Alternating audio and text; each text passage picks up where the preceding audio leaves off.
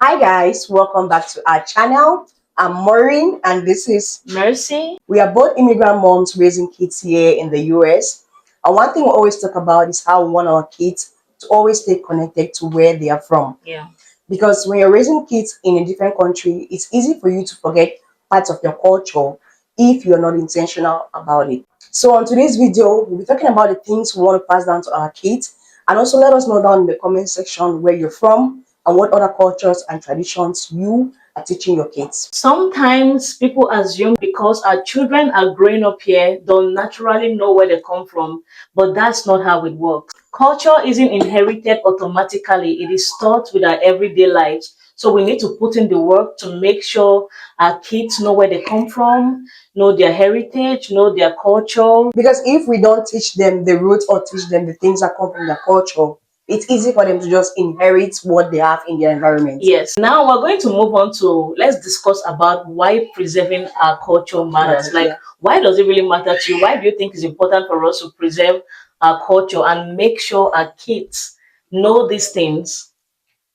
So for me, I feel like the kids have to know where they're coming from. There are so Yeah. many things that we grew up learning or we grew up doing that it will be fair for the kids to know. Yeah. There are also so many things that we are abandoning with us. Yes. The things that our parents passed down to us, we are not passing down to our kids. But there are also things that we feel like they are so core to our roots that really makes us who we are, gives us our identity. Those are the things that we are passing down. Yes. Of course, not everything is correct. The other generation, there are things they used to do that they feel like it was correct. Yeah. Now that we've grown up, we're like, nah, this thing is not working for us. And you growing up or you bringing up kids in a new environment in a different country, you have to modify Yes, you the have to things that you modify used a to do. lot. Yeah. So for me, like what you said, I really resonate with that because I feel responsible for passing on those cultures. Like Yeah. making sure my kids get used to the food, Language. our language, making sure even the exclamation, just that look, when you Yeah. look at them when they're doing something wrong and people are around, you don't want it to be that obvious. That yeah. But just the look, you just give them that look You and know they the African adjust. mom look like. That African mom look like, Are you doing something right? you will know. Yeah.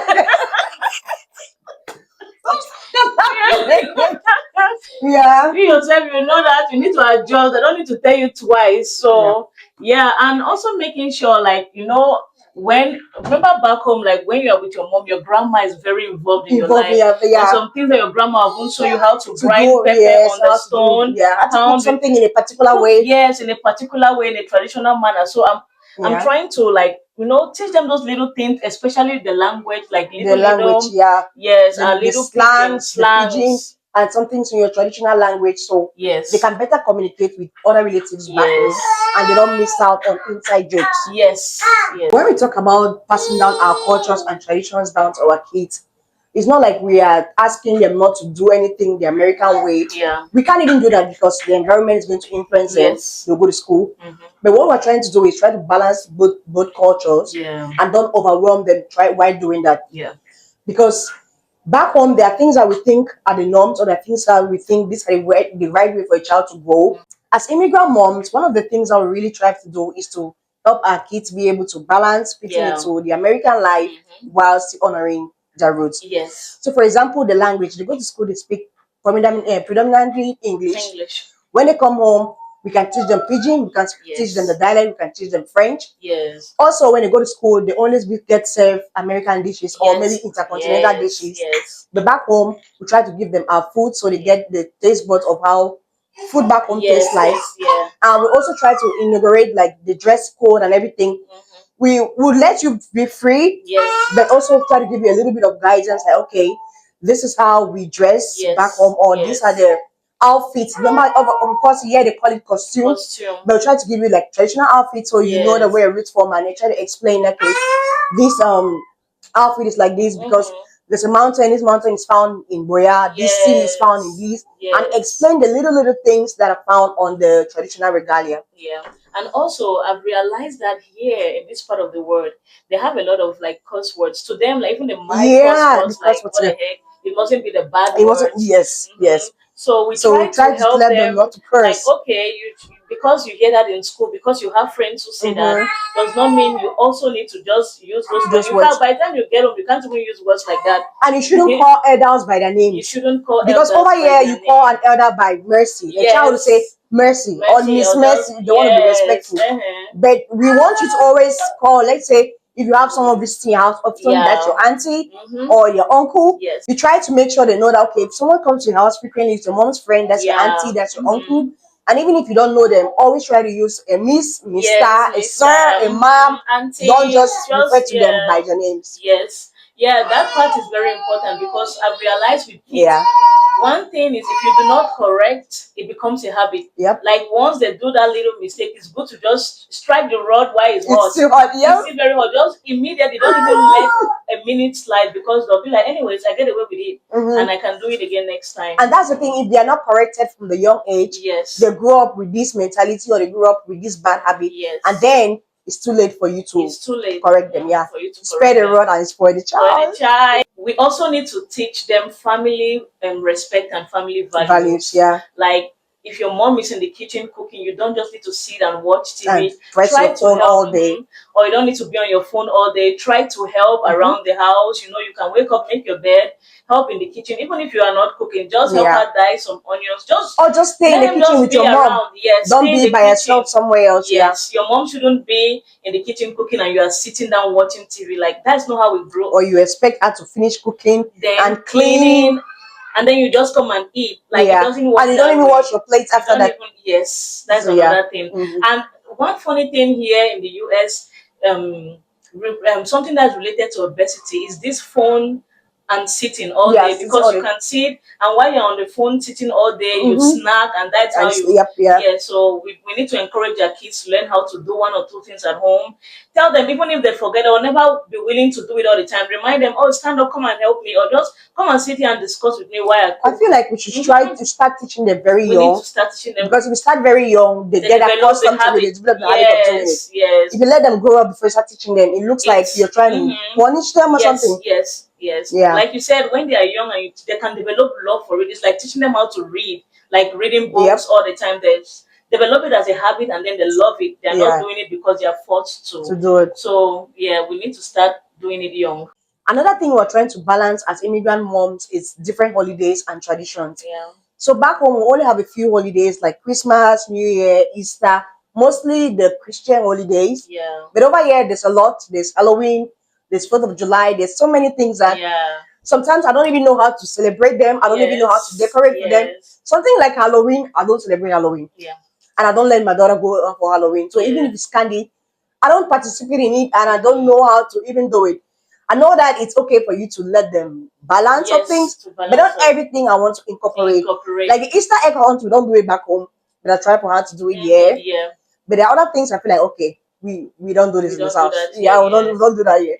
One other thing I found good, I found one other tradition I found interesting is also Thanksgiving. Yeah, I love Thanksgiving. Together, I love Thanksgiving. Eat, catch up some relatives you haven't met for a long time. That's when and it's a big holiday. Family come together. People actually travel. Yes, have trips for this, and I love that holiday. And Halloween, it's a whole thing that was like a cultural shock to me because why would you dress like a dead person? Why are you dressed in skeleton and scary blood and all that? It's fun. Yeah, it's fun. Against anything, but because of how we grew up, everybody has their choices, personal reasons. Yeah, we're not okay with it.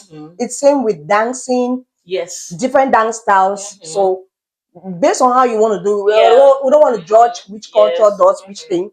But then whatever happens depends on your household. If you let it happen in your household, it's going to continue. So if you don't want it in your household, your house, your rules. Your rules, yes. And I also love how we incorporate the traditional attire. Like you see our little kids with their little cabas, yes, and all those Sunday church. Yes, it's nice. That's another thing. You know that back home we always dress so well for church. I see people go to church wearing jeans and t-shirts. Yes. But very casual. They don't put so much effort. But we, because we're used to it, you wear blue. You feel like you're overdressed for something, but it's just you go to church and you feel like you're overdressed, but that's your culture. And people will look at you like, oh, what costume is this? What are you wearing? What are you wearing? It's just clothes. Oh, are you just going to church? Are you going somewhere? Yes, That's how we put in so much effort to go to church. And that is a balance because if we don't tell the kids, okay, we respect Sunday or respect this holiday or this tradition and we do this a certain way, they'll just copy what they see around. Just copy what because majority of everybody just wears whatever they like to church. They do whatever they want to do in church. They'll manipulate their phones. They are eating in church. They are doing. I know. Yeah, like, so literally, they are preaching on your phone, on Facebook. You are eating. You are doing yeah. other things. If you can go to work and try to respect the rules and regulation of your work, why can't you respect the house of God? So, Yeah. so we need to teach our kids that, so that when you are in church, you need to respect yourself. You don't have to talk, move around, eat. Also be calm and respect the rules. And if you go to somebody's house, it's not the time for you to start asking for so many things. Can I have this? Can I have that? Listen. Like they give you the African eye. Like, yeah, they give you the. Don't you eat at home? Yeah. Yeah, I love that. I love birthdays, weddings. Here their weddings too are very casual. They don't do crazy stuff. We're just the African ones that we love our weddings to be like extra. Yeah. Yes. But if my baby is getting married, I'm going all out. You know what? You know what I'm thinking about right now? The things that we're talking about that feel like it's awkward to us. I just imagine people on the other side of the same day, like the other side of the camera or the other side of the coin. Yeah. They're like, why are these people celebrating too much? Yes. Why are they always doing too much? Why are you overdressed? Why are you having all this? So it just boils down to each its own. Yes. Like your rules, to each its own. Yeah. And how you grew up, the culture, the country you come from too counts a lot. So now let's move on to the interesting part. Let's talk about. I thought everything is interesting. Let's talk about the things we miss most from home. Listen, I miss our food.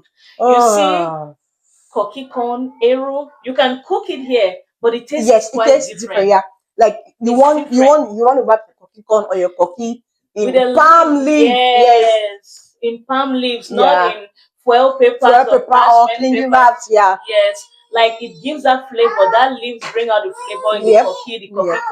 So I miss. And you also want to have the fresh vegetables to use for your food. You don't want everything to be dried or processed before you use them. You want it fresh from the farm. Fresh vegetable from the farm. That's another thing that we miss back home is the village. Yes. Like for example, now our moms, most of the time we're always with the kids. Yeah. But back home, if you have a child, it's a community child. Community Your parents are there, your grandparents, your uncles, aunties, cousins, neighbors, everybody is there to help you. So that village, it's something I miss a lot. It's something I miss too a lot, because sometimes you can just want to grab something real quick from the store. But you just drop your baby with your neighbor. Oh, what? You can go to the market and your neighbor will really take care of that child, clean that child's bum, the baby poop or anything. We don't have all that here. So that is really one thing I also miss. And then the weather. Talk about the snow. Winter. I don't think I really have a problem with the weather. It's a shift, but before it comes, you get ready for it. And I think after the first year, you kind of get used to it. Yeah. So you're prepared for the next. You already know, okay, after this season, this one is coming. So you start getting ready for it. Yeah. In the beginning, it's gonna be hard to adapt, especially with the snow, and then later on the summer and all that. And here the summer too is quite hot. But like she said, after the first year, the next year you get used to, and before the next season starts, you're already getting ready, prepared for. Your body also acclimatizes. You stop feeling too much cold. Like when you came, you're like, oh, maybe it's so cold. It's so cold. The next winter, you're like, okay, it's not that cold. Yeah. And then childhood memories. The way we play tabala. Playing outside. I love playing outside. Oh, me too. Bathing under the rain. Like playing outside with your friend, taking the bath in the rain. Like when it's raining, I'll go outside Rainball, tabala, dodgy. See. Now a lot of kids. Bizet, rubber, seven stone. Sure. Now a lot of kids, they don't really have those games. They just play on their phones. Yes, yeah. Even if you try to go outside, there's just very limited things that you can learn. Yeah. And that's why some of these holidays are also very important, because if you're gathering with your family for Thanksgiving or Christmas, you get to bring those memories, and you guys get to play those games you used to do, and you make the kids understand that, okay, this is how we grew up, and this is what we're passing down to you guys. With all being said, the most important thing is we want our kids to always remember and be proud of their identity. We don't want them to be ashamed of where they come from. Black and proud. If someone asks you, African and proud.